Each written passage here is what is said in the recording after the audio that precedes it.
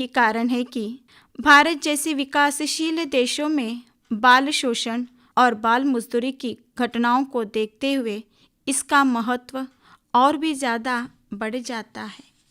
आज सरकार भी इस दिशा में कई योजनाएं लागू कर रही है।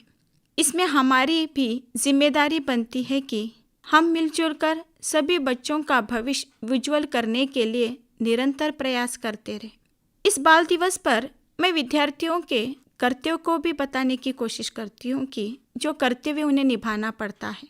जैसे संस्कृत में कहा गया है कि आलस्य ही मनुष्याणां शरीरस्य महान रिपुः।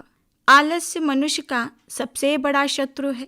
आलसी मनुष्य जीवन में उन्नति नहीं कर पाता। उसके जीवन के अधिकांश क्षण सुस्ती, सोने और वाद विवाद में ही व्यतीत हो जाते हैं। ऐसा मनुष्य न तो छात्रावस्था में विद्योपार्जन ही कर सकता है और न युवावस्था में गृहस्थी का भार भी वहन नहीं कर सकता।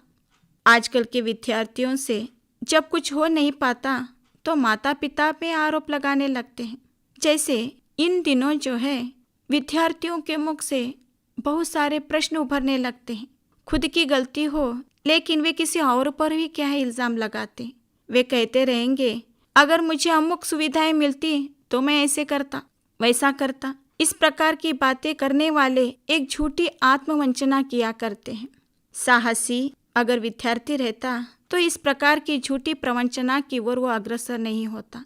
अपनी नालायकी को भाग्य के ऊपर, ईश्वर के ऊपर थोप कर खुद निर्दोष बनना चाहते हैं। हरिवंश राय की कविता जो विद्यार्थियों के लिए आज इस बाल दिवस पर मैं समर्पित करती हूँ। जो विद्यार्थी बहुत ही जीवन से निराश होकर हाथ पांव न मारते हुए वहीं पर बैठे रहना चाहते हैं, सो उसके लिए एक कविता इस प्रकार है। लहरों से डरकर नौका पार नहीं होती, कोशिश करने वालों की कभी हार नहीं होती।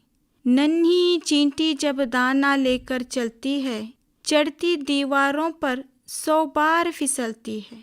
मन का विश्वास रगों में साहस भरता, चढ़कर गिरना गिरकर चढ़ना न अखरता है।